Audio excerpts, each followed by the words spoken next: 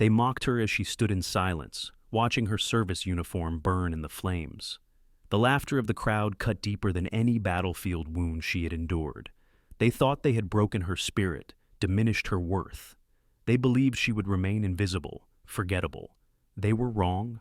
When she returned an hour later, the sound of her combat boots echoed across the suddenly silent room. And when they saw her medals, their smug smiles vanished. From which city in the world are you watching this video today? If this story resonates with you, consider subscribing for more untold stories of strength and dignity. The morning sun filters through the dusty windows of Laramie's diner as Sorrel Thorne methodically prepares for the day. Her movements are precise, economical, almost military in their efficiency, though no one in Riverford has ever thought to notice. She adjusts her simple blue uniform and white apron, ensuring the sleeve covers the jagged scar on her wrist. The routine is comforting. Wipe down counters, check coffee urns, arrange menus. A place for everything and everything in its place. 3 years in this small, declining industrial town, and still most residents look through her rather than at her, which is exactly as she prefers it. The bell chimes as Mayor Bryce Keller enters with his entourage, claiming his usual booth like a general establishing a command post. His expensive watch catches the light as he gestures broadly, regaling his companions with another exaggerated tale of his time overseas. "We had insurgents on all sides," he boasts, voice carrying across the half-empty diner. The kind of situation that separates the men from the... He cuts himself off as Sorrel approaches with the coffee pot. "Well, look who it is. Riverford's ghost. Do you even exist outside these walls, Sorrel?" His table erupts in laughter. Sorrel says nothing, just refills their cups with steady hands. Adley Whitcomb, town council president with old money and older prejudices, peers at Sorrel over designer reading glasses. "You know, a simple good morning wouldn't kill you." Sorrel nods slightly. "Good morning, Mr. Whitcomb." More cream? Through the large windows, workers hang banners for the annual Timber Festival across Main Street, the town's biggest celebration, marking its founding by lumber barons a century ago. Sorrel watches them briefly before returning to her routine. The door chimes again as Pascal Quinn enters, clutching library books to her chest. Unlike the others, she greets Sorrel with genuine warmth. "Morning, Sorrel. The usual, please." A barely perceptible softening crosses Sorrel's face as she nods. As she walks away, Mayor Keller's voice carries, "People who never served their community have nothing to contribute. Isn't that right, gentlemen?" When a customer's plate slips off the counter edge, Sorrel's hand darts out with startling speed, catching it before it can shatter on the floor. The customer blinks in, surprise, but Sorrel has already moved on, the moment unacknowledged. A newspaper left on the counter bears the headline, "Former military contractor under investigation for arms trafficking." Sorrel's knuckles whiten around the coffee pot as she reads it, but her face remains impassive. "Hear about that?" Keller gestures to the paper. "Contractors these days, no loyalty to country. When I was serving in Kandahar, we had this operation where we intercepted some insurgents trying to..." He launches into another improbable tale. Sorrel refills his coffee, her eyes catching on his Veterans Association pin. Something flickers in her gaze, quickly suppressed. The diner's ancient television broadcasts an announcement about the evening's festival.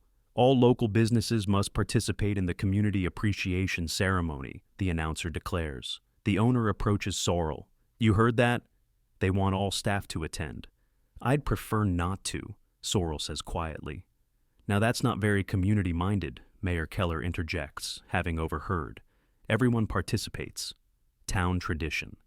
"Yes, sir," Sorrel responds, the words carrying a weight nobody recognizes. Throughout the day, Sorrel moves through her tasks with quiet efficiency. A man in a veteran's cap watches her from his corner table, his weathered face thoughtful. When her shift ends, Sorrel changes out of her diner uniform into simple civilian clothes. Before hanging up her apron, she touches its pocket, where a worn photo is carefully hidden. Then she heads toward the town square, reluctance in every step. The Timber Festival has transformed Riverford's central square. String lights crisscross overhead. Food vendors line the perimeter, and at the center stands a massive bonfire pit, not yet lit. Families mill about, children running with sparklers despite the early hour. Sorrel stands at the back of the gathering crowd, arms crossed tightly against her chest. She's changed back into her diner uniform, as required for the ceremony. An elderly man in a veteran's cap takes position nearby. He nods to her, and she nods back. The barest acknowledgement.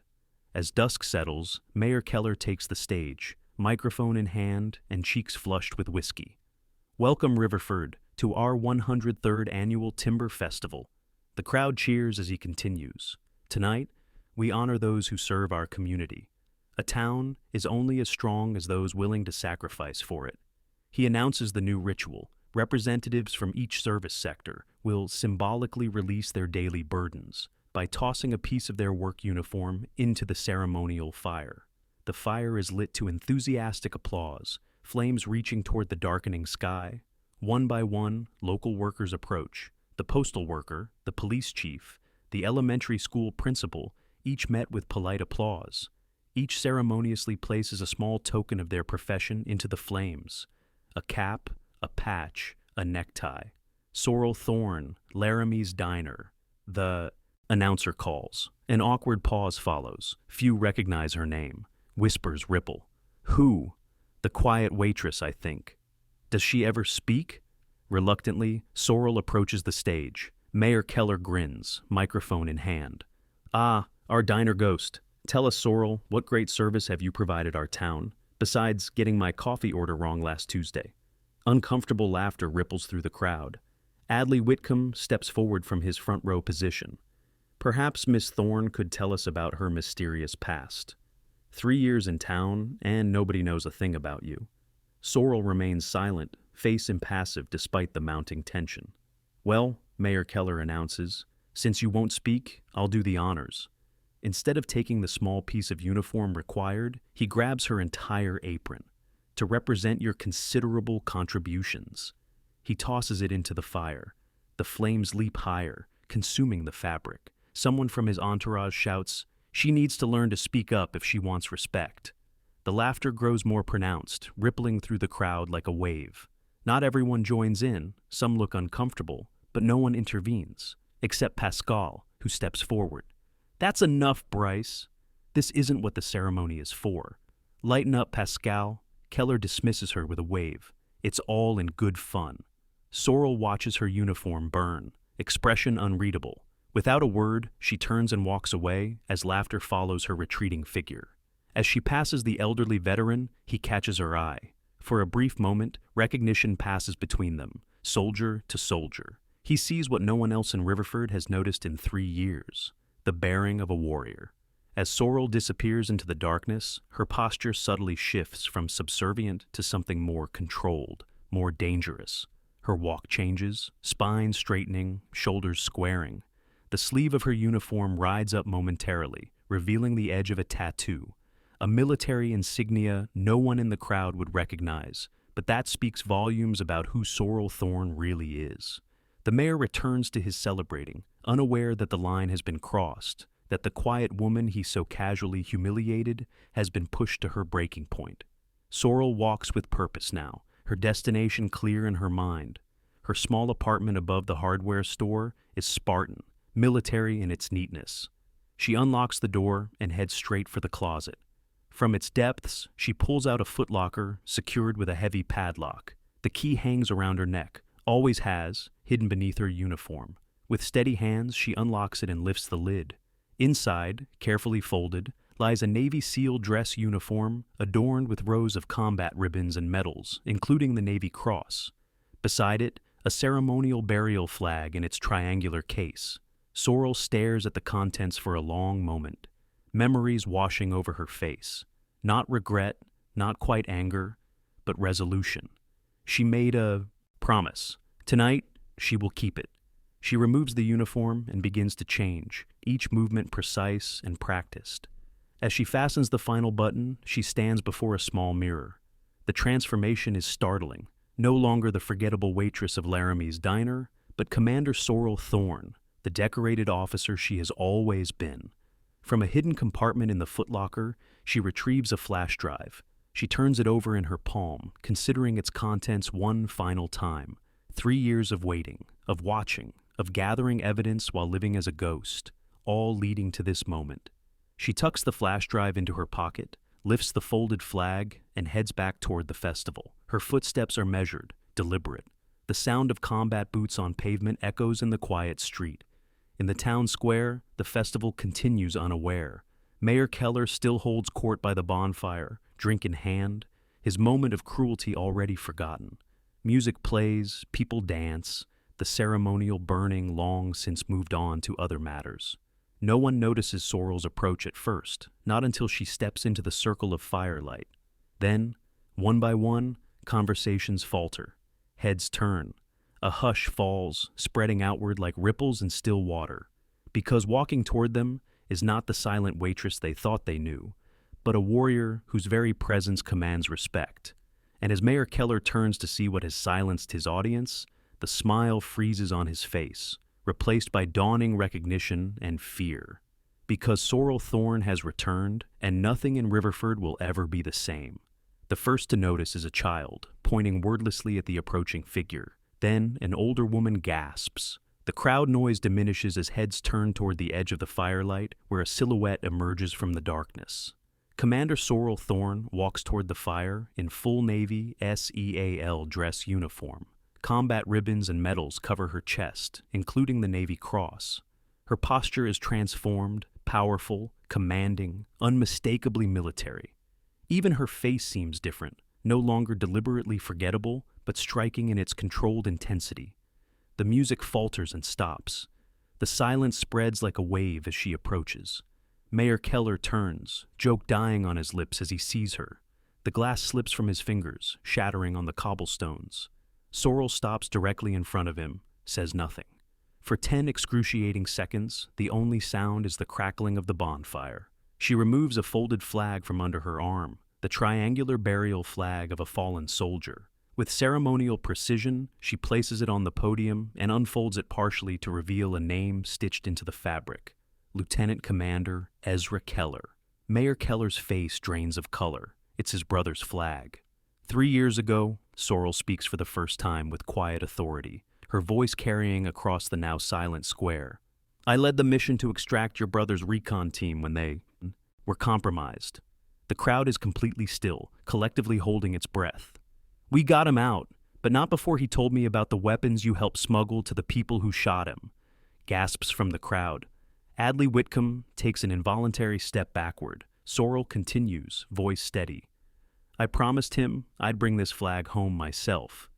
I've been waiting for the right moment. She pushes a small flash drive across the podium toward him. Everything he told me.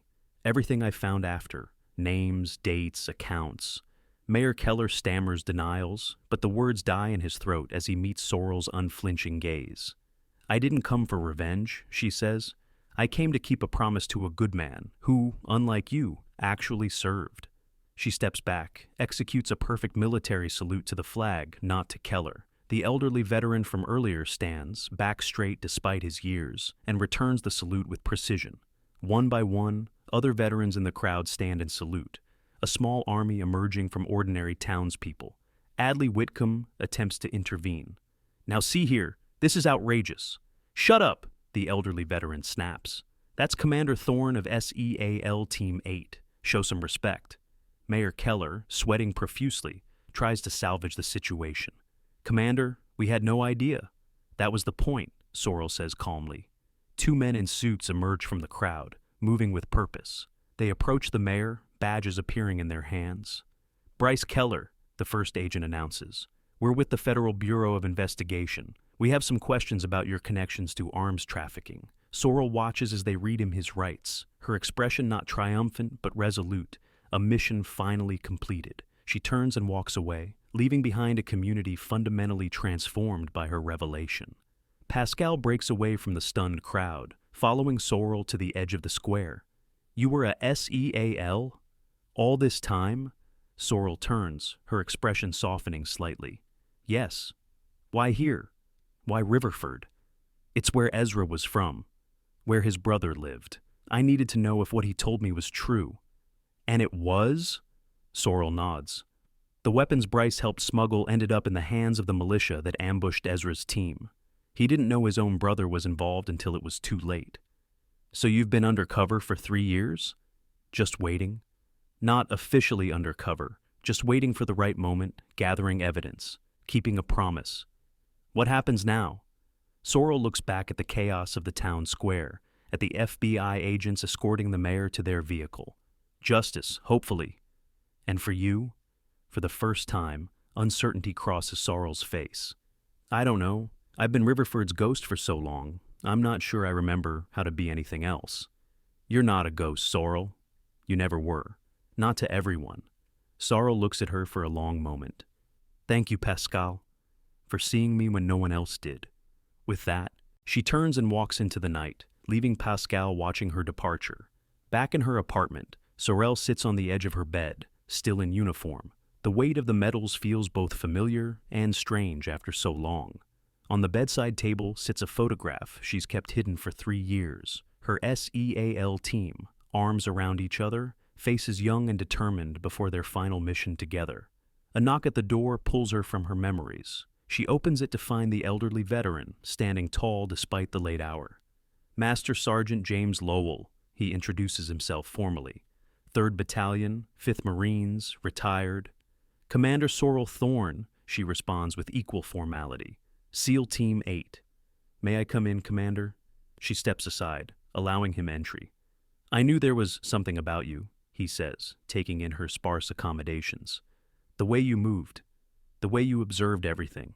Saw it the first time you served me coffee 3 years ago. Why didn't you say anything? Figured you had your reasons for keeping quiet. We all do, coming back. He studies her for a moment. What happened to your team? Sorrel's eyes flick to the photograph. Ambush, bad intel. I was the only one who made it out. Along with Keller's brother. Yes. He died of his wounds 2 days later. That's when he told me about Bryce's involvement with the arms dealers. The old veteran nods thoughtfully. Hell of a burden to carry alone. I made a promise, and now you've kept it. What's next? Sorrel shakes her head. I haven't thought beyond tonight. The Bureau will want your testimony. They'll have it. And after that? Sorrel runs a hand along the sleeve of her uniform. I don't know. I've been someone else for so long. No, Commander. You've been yourself all along, just hiding in plain sight. He moves toward the door. When you figure out your next mission, Riverford Veterans Association meets Thursdays at the community center. We could use someone like you. With that, he leaves Sorrel alone with her thoughts. The next morning dawns clear and bright, a stark contrast to the tension of the previous night. Sorrel rises early, her habits unchanged despite the upheaval. She dresses in civilian clothes but leaves her SEAL insignia pin attached to her collar, no longer hiding. She walks through town, aware of the stares and whispers that follow her. News travels fast in small communities, and by now everyone knows the truth about the quiet waitress they'd so easily overlooked. Laramie's diner is unusually crowded when she arrives. Conversations halt as she enters, all eyes turning toward her. The owner nervously approaches. Commander Thorne, I want to apologize for yesterday. If I'd known who you were, you'd have treated me differently, Sorrel finishes for him. That's why I didn't tell you. She places her nameplate on the counter. I'm here to give my notice. Master Sergeant Lowell is seated at the counter. Commander, he acknowledges with respect. Master Sergeant, she replies. He slides a business card toward her. Veterans Affairs, Regional Office in Portland. They could use someone like you, someone who understands what it means to come home. Sorrel studies the card, then pockets it with a nod. I'll think about it. The bell above the door chimes as Pascal enters, hesitating when she sees the scene. She approaches Sorrel tentatively. I always knew there was more to you, she says. Not this exactly, but something. I'm sorry I couldn't tell you, Sorrel replies. Where will you go? Pascal asks. Sorrel's face softens into the first genuine smile anyone in Riverford has ever seen from her. Somewhere I don't have to hide anymore. Outside the diner, 2 FBI agents wait beside their vehicle. Commander Thorne, one greets her.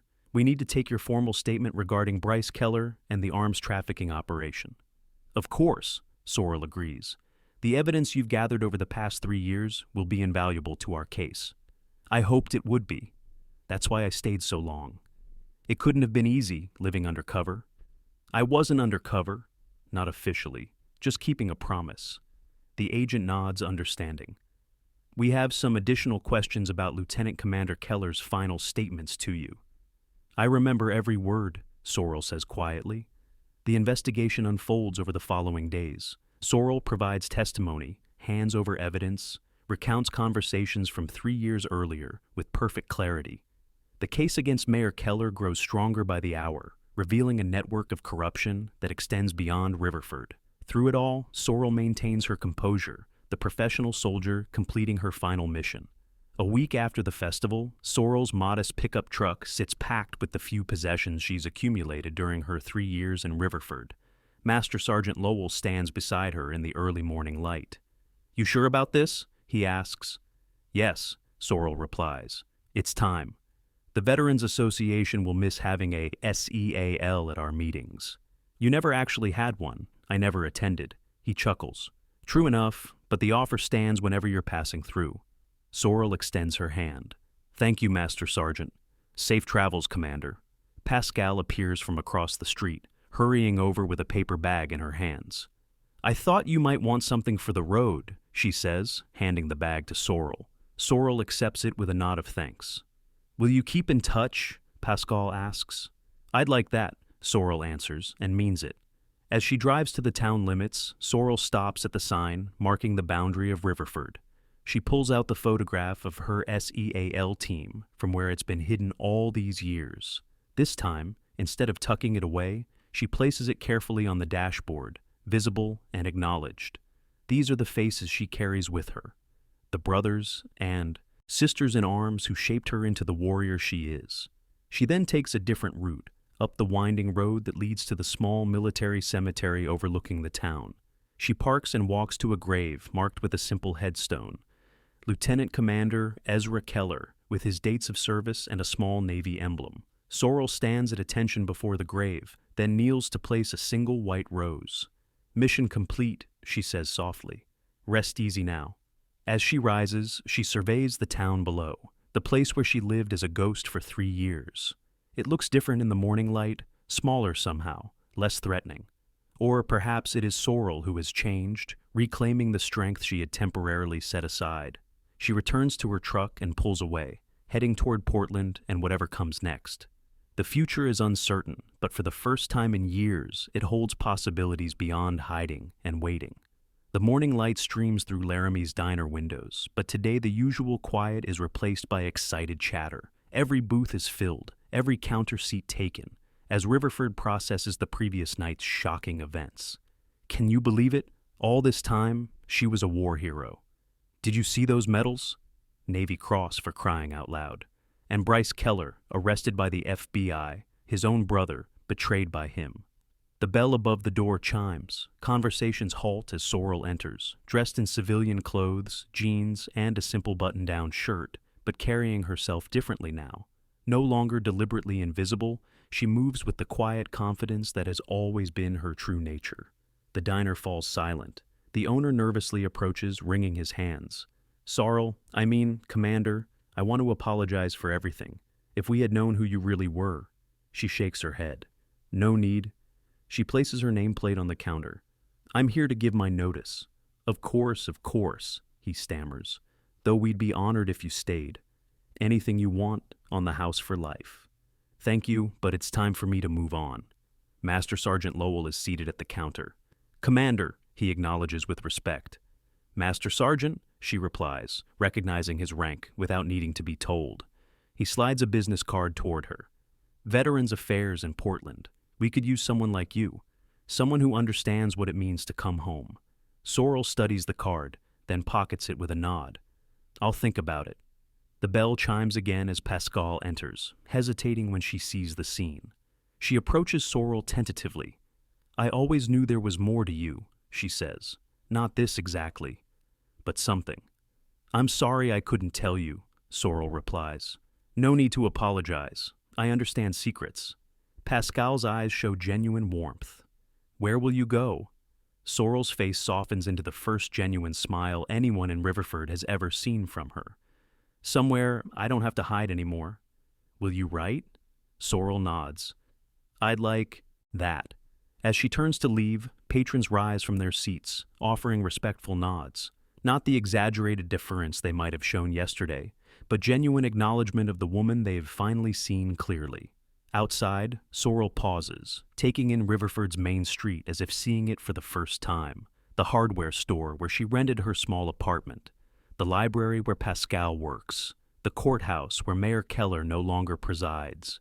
For 3 years, this town has been her mission, her self-imposed exile. Now it's simply a place she once lived, a chapter closing. 2 FBI agents wait beside an unmarked car. "Commander Thorne," the lead agent greets her. "We'd like to take your formal statement regarding the evidence you've gathered." Of course, she agrees. This could take several days. The case against Keller and his network is substantial. I've documented everything meticulously. Names, dates, accounts. It's all on the drive I provided. That's a start, but your testimony will be crucial. Would you be willing to come to Portland with us today? Sorrel considers this. Yes, my work here is finished. The next 3 days pass in a blur of depositions and statements. Sorrel recounts everything. How Ezra Keller revealed his brother's involvement with arms dealers during his final hours. How she promised to bring the truth to light. How she chose to investigate independently, while the official channels moved too slowly for her liking. You understand that operating independently was highly irregular, an FBI supervisor reminds her.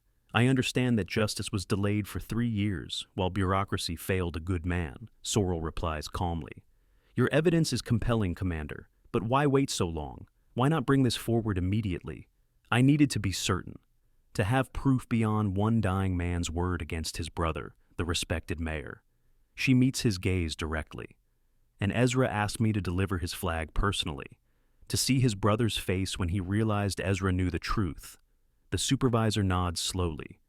A promise kept, then. A promise kept, Sorrel confirms.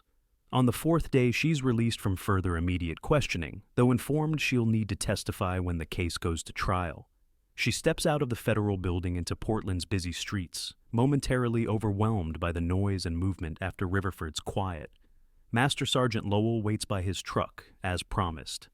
Finished? He asks. For now. So, what's next for Commander Thorne? She looks around at the city, at the people hurrying past, each absorbed in their own lives. I'm not sure yet. My offer still stands. Veterans Affairs has a position that would suit your skills, helping other service members transition back to civilian life. Seems ironic, given how poorly I manage my own transition, he chuckles. On the contrary, you survived, you pursued justice, you kept your promises. That's more than many manage. He studies her for a moment. The hardest part of coming home is finding purpose again. You had Ezra's mission, now you need a new one. Sorrel considers this. I'll think about it. In the meantime, my daughter has a spare room at her place. She's Army, 2 tours in Afghanistan. Said she'd be happy to host a SEAL, even a Navy one. Thank you. I appreciate that. The spare room becomes Sorrel's base as she navigates her newly visible life. Army Captain Desiree Lowell proves to be an excellent housemate, understanding both the need for space and the comfort of shared experiences without explanation. Bad night? She asks simply, finding Sorrel at the kitchen table at 3 a.m. The usual, Sorrel replies. No more words needed between warriors. A week stretches into 2 as Sorrel considers her options. The Veterans Affairs position remains open. There are security consulting firms interested in her expertise. The FBI has hinted at potential openings, impressed by her methodical 3-year investigation. She visits the VA hospital, watching Master Sergeant Lowell work with veterans struggling to navigate benefits, housing, education. The need is evident, the work meaningful. Sometimes the biggest battles are fought right here, he tells her, helping them find their way back. Sorrel observes a group therapy session for combat veterans, recognizes the haunted looks, the hypervigilance, the struggle to connect. She sees herself in them, the self-imposed isolation, the purposeful fading into backgrounds. After the session, a young Marine approaches her, having heard about the SEAL in the building. Is it true what they say? That you spent 3 years undercover to bring down some corrupt politician? Not undercover. she corrects gently. Just keeping a promise to a fallen comrade. How'd you do it? Live like a ghost for so long? Sorrel considers her answer carefully. By remembering who I really was, even when no one else could see it. The young Marine nods slowly. I feel like a ghost most days. Like the real me never made it home. The real you is still there, Sorrel tells him, just waiting for the right mission. That evening, she calls the Veterans Affairs Director and accepts the position. Excellent, he says. When can you start? I need to tie up a few loose ends first. 2 weeks. Take the time you need, Commander. The battle will still be here when you return. The next morning, Sorrel loads her few possessions into her truck and begins the drive back to Riverford, not to stay, but to properly say goodbye. She arrives as the town is rebuilding its leadership after the mayor's arrest. The scandal has rocked the community, revealing deeper corruption than anyone suspected. Adley Whitcomb has also been implicated, his old money connections tied to the same arms-dealing network. Pascal greets her with genuine pleasure. You came back? Just passing through. Tying up loose ends. Where will you go now? Portland. I've taken a position with Veterans Affairs. That suits you. I think it might. Sorrel hesitates, then asks, would you show me something? Ezra Keller's grave. I never visited while I was here. Pascal drives her to the small military cemetery overlooking the town. They walk together to a simple headstone marking Lieutenant Commander Ezra Keller's final resting place. Sorrel stands before it, solemn and respectful. He was a good man, one of the best I served with. His brother never visited.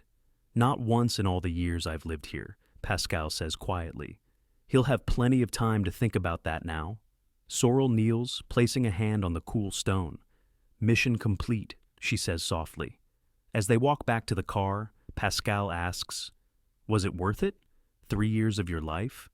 Justice is always worth it. Is that what you found? Justice? Sorrel considers this. Justice, closure, a way forward, all of that. Their farewell is brief but genuine.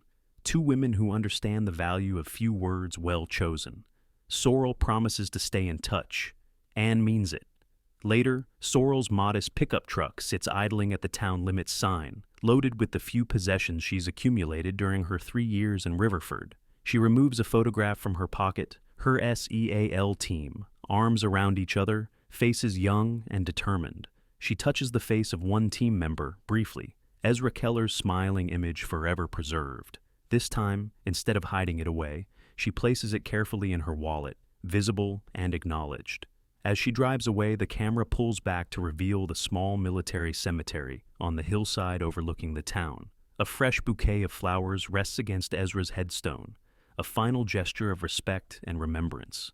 Sorrel drives toward Portland, toward her new mission. The Veterans Affairs Office will be challenging work, helping warriors find their way home when the battles end. She understands this journey intimately, having walked it herself. On the passenger seat beside her lies her Navy SEAL insignia, no longer hidden away but proudly displayed. Not as a weapon to intimidate, as she used it at the festival, but as a reminder of who she is at her core. 3 hours later, she pulls into the driveway of Captain Lowell's home. Desiree waits on the porch, 2 coffee mugs in hand. Welcome back, Commander, she calls. Thank you, Captain. How was the drive? Clarifying. Sorrel takes the offered coffee, warming her hands around the mug. I've been thinking about what your father said, about finding purpose after coming home. And I think I've found mine. The next morning, Sorrel walks into the Veterans Affairs Office for her first day. She wears civilian clothes, but her bearing remains unmistakably military. The insignia pin on her collar catches the light as she moves through the building. Master Sergeant Lowell introduces her to the team, to the veterans seeking help. She shakes hands, learns names, listens to stories. For the first time in years, she isn't hiding who she is or why she's there.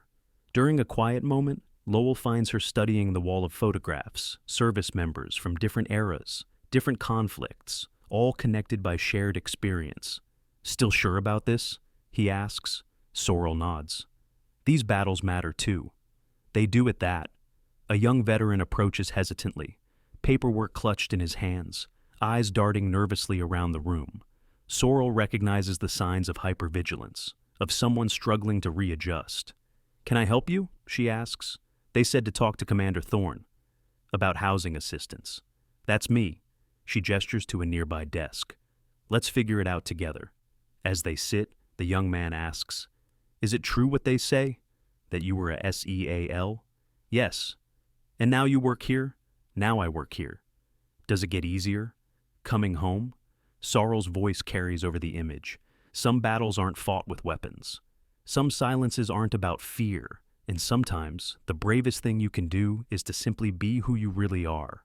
The light through the office window catches on her insignia pin as she leans forward, focused entirely on helping one more warrior find their way home. Have you ever known someone who never asked for recognition, but deserved more than anyone else?